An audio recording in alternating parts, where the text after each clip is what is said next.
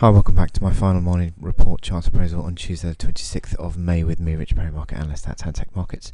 I'm going to look at gold, and I was writing the morning report today and gold was basically consolidating around the 1203 mark, and then I was going to say that it was a bit suspicious, the fact that the dollar strength hadn't really been showing in through the gold price yet, despite this this move that we're seeing across all the forex markets. And then suddenly the gold price started really pushing lower, and it seems to be that has changed the outlook. We've seen this strong run lower in the very early European session today, breaking the support at 1200, and that broken support now becomes new resistance. So in terms of this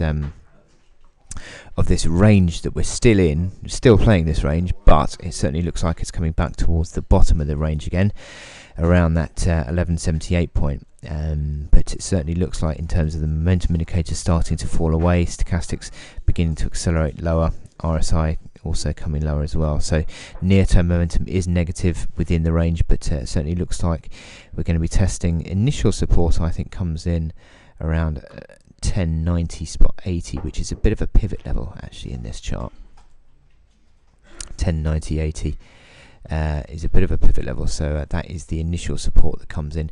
Obviously the initial resistance is now the breakdown, which old support becomes new resistance, so sort of around that 1200 mark. I'll continue to say that. And look at the RSI though. Hourly RSI a little bit stretched near term, so that would suggest perhaps waiting off from chasing it lower immediately, perhaps wait for this move to unwind slightly. What are we seeing in terms of the hourly candles? Well, we're still seeing some fairly negative candles coming through this.